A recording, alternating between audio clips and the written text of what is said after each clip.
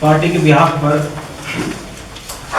मैं आप सब लोगों का वेलकम करता हूं इस प्रोग्राम में, इस प्रेस कॉन्फ्रेंस में। जैसा कि अभी आपने हमारे नेशनल जनरल सेक्रेटरी से सुना है कि वेलफेयर पार्टी ऑफ इंडिया ने ये तय किया है कि वो पूरे मुल्क में एक देशव्यापी अभियान छेड़ेगी इस शीर्षक के साथ कि रेस्टोर डेमोक्रेसी से नो टू फासिज्म। हमारा मानना ये है कि देश इस वक्त बहुत तेजी के साथ में फासिज्म के रास्ते पे जा रहा है। हमारे मुल्क में इंटॉलरेंस बढ़ रहा है, डेमोक्रेटिक वैल्यूज को खतरा पैदा हो गया है और इस बात का अंदेशा है कि राष्ट्रवाद के नाम पर एक खास विचारधारा को लोगों पर थोपने की कोशिश की जा रही है।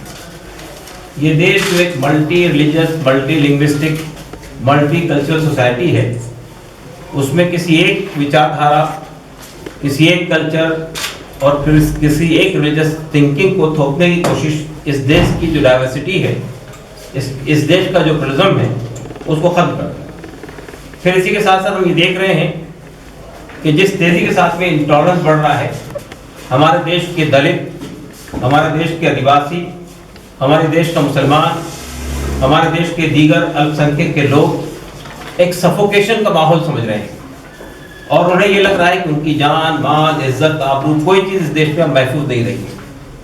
और हम ये देखते हैं कि बात सिर्फ यहाँ तक नहीं सीमित है, बल्कि अब इस विचारधारा के लोग जो हैं वो सत्ता के साथ साथ यहाँ की जो विश्वविद्यालय हैं उन पर भी अपना कंट्रोल चाहते हैं। और इसी के लिए हम देख रहे हैं कि बहुत तेजी के साथ में देश में एक एक विश्वविद्यालय या हायर एजुकेशनल इंस्टीट्यूशन जो है उस पर हमला हो रहा है। वहाँ पे एक पर्टिकुलर विचारधारा के लोगों को आगे बढ़ाने की कोशिश हो रही है और जो लोग उससे सहमत नहीं है उन पे हमले हो रहे हैं। जो कुछ हैदराबाद यूनिवर्सिटी में हुआ रोहित वेमुला के साथ में, उनके साथियों के साथ में, उस पर अब किसी और गुफ्तगू की जरूरत नहीं है। उस पर अच्छा खासा हमारे यहाँ डिबेट हो चुका है और वो चीज़ सामने भी है और पार्लियामेंट में 2 दिन से उस पर बात चल रही है।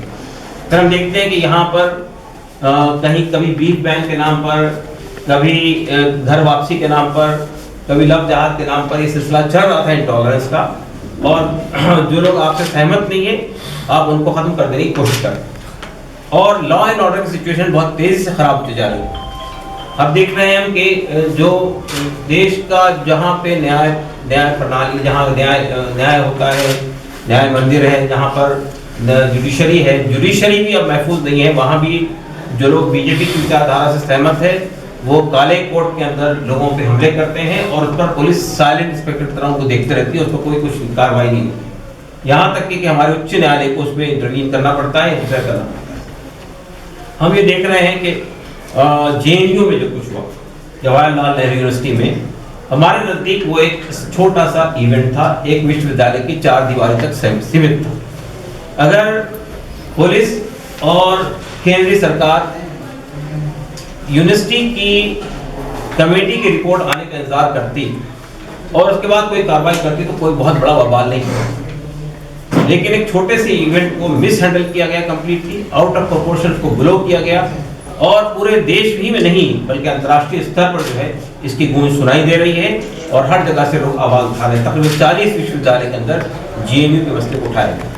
तो हमें लगता है कि हमारे देश में ऐसे विश्वविद्यालय जो प्रेस्टिजियस इंस्टीट्यूशंस हैं उन पर भी वहाँ भी इस तरह की कोशिश हो रही है कि वहाँ आवाज़ों को दबा दिया जाए, सोचने समझने में पाबंदी लगा दी जाए और जो कुछ हमारी नई नस्ल जो है जिस तरह से सोचती है, आगे बढ़ती है, उस पर ताले लगा दिए जाए। देखिए, जो कुछ JNU में 9 फरवरी को हुआ था, हम उसमें जो स्लोगन रेस किए गए हैं उन तमाम स्लोगन उससे सहमत नहीं। वो ऑब्जेक्शनेबल स्लोगन थे, उस पर कार्रवाई हो सकती थी, कानून को अपना रास्ता लेना चाहिए था।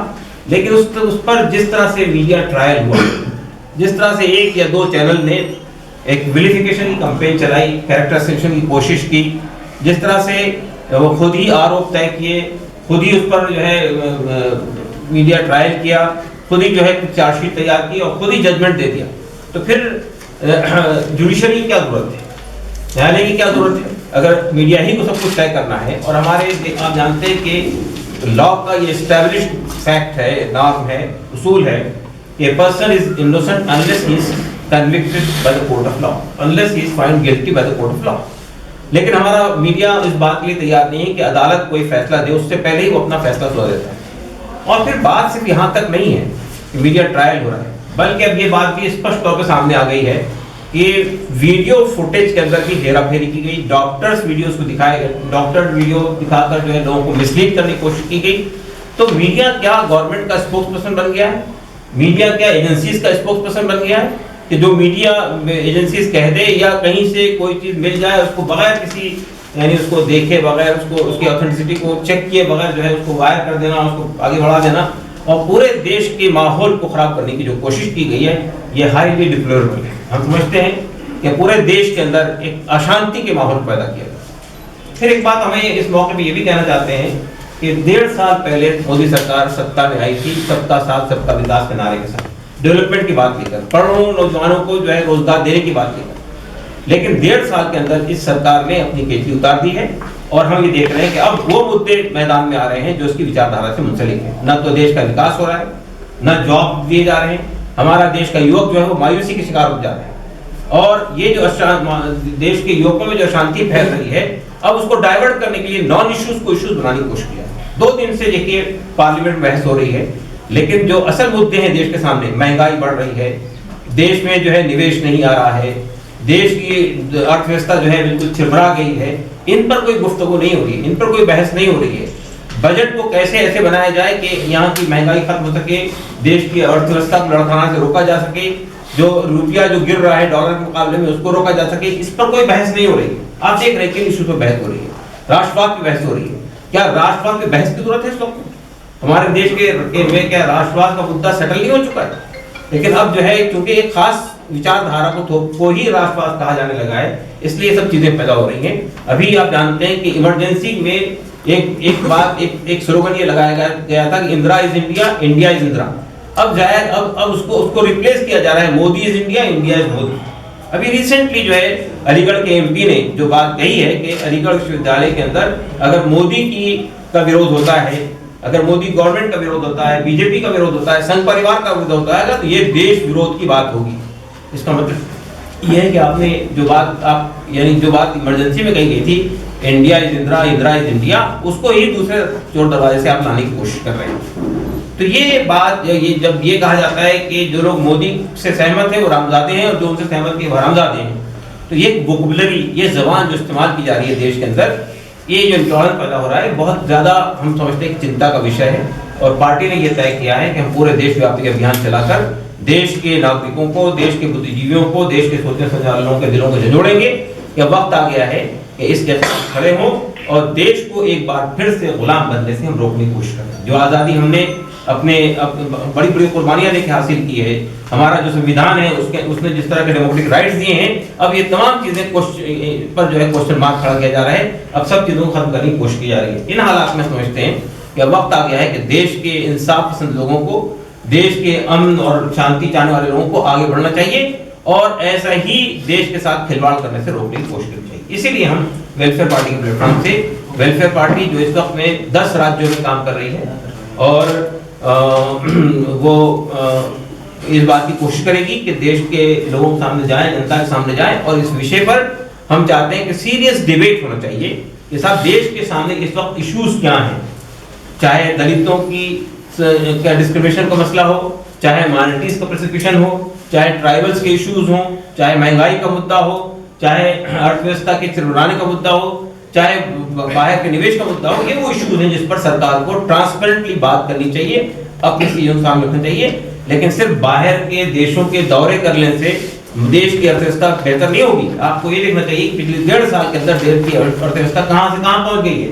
आप उन मुद्दों पे बात नहीं करना चाहते हैं, आप नॉन इश्यूज को उठाकर देश को उलझाने की कोशिश कर रहे हैं, देश के माहौल को खराब कर रहे हैं, हिंदू और मुसलमान के सवाल खड़े कर रहे हैं, दलित अपर कास्ट और लोअर कास्ट का सवाल खड़ा कर रहे हैं और देश में बिल्कुल अशांति का माहौल पैदा कर दिया गया है। हम समझते हैं कि ये जो केवस पैदा हो रहा है, ये जो अशांति पैदा हो रही है, देश के हित में नहीं है। इन्हीं किसी बात को लेकर हम लोग जो है पूरे देशव्यापी अभियान चलाने के लिए कोशिश करेंगे। शुक्रिया।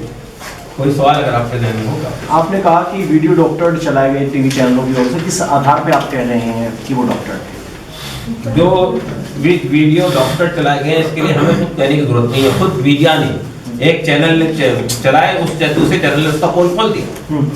तो इस पे क्या कहने की जरूरत है?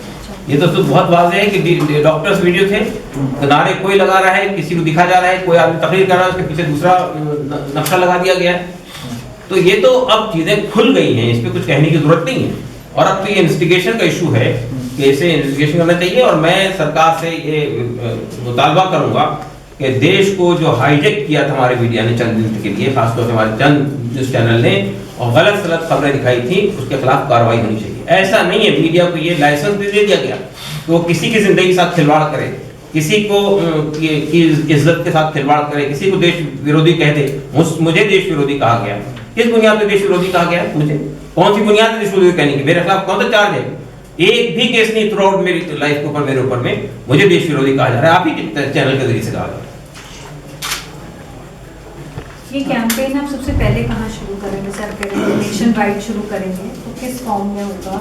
आप लोग देखिए इसमें हम लोग निकालने का सोच रहे हैं, पब्लिक मीटिंग क्या प्लान? इसमें हर तरह की चीजें होंगी, पब्लिक मीटिंग होगी, रैलीज होंगी, और इसके अलावा जो है सेमिनार होंगे, सिम्पोजियम होंगे, गोष्ठियां रखी जाएंगी, विश्वविद्यालय के अंदर प्रोग्राम होंगे। हम यूथ को जोड़ने की कोशिश कर रहे हैं, किसानों को जोड़ने की कोशिश कर रहे हैं, सबको हम जितने देश के जितने नागरिक हैं, जिन जिन की समस्याएं हैं, सबको जोड़कर हम एक देशव्यापी अभियान चलाने की कोशिश कर रहे हैं। और हमारी कोशिश ये भी है कि जो राजनीतिक पार्टियां हैं, जो सेक्युलर पार्टियां हैं, वो सब साथ आए हमारे, हम उनसे भी अपील करने जा रहे हैं। तो आप उनको लिख रहे हैं या? हाँ, उनको पत्र भी लिख रहे हैं, उनसे मुलाकात भी कर रहे हैं। ये बताइए, आपने कहा कि पार्लियामेंट में पिछले 2 दिन से जिस तरह की बहस हो रही है, आपको क्या लगता है कि जो बहस हो रही है इस तरह की, उसके लिए जिम्मेदार कौन पार्टी है? उससे रूलिंग पार्टी है जिम्मेदार, इसलिए कि ये पूरा विवाद रूलिंग पार्टी ने खड़ा किया है। जो पिछले 1.5 साल से जो कुछ देश में हो रहा है वो किसके राज्यकाल में हो रहा है? रूलिंग पार्टी के राज्यकाल में हो रहा है। ये समस्याएं जिन पर आज विवाद हो रहा है, ये रोहित कबीरमुल्ला का मामला हो, ये JNU का मामला हो, ये सब मामले तो इन्हीं के राज में छुड़े हैं, तो उसके लिए रिस्पॉन्सिबल तो वही।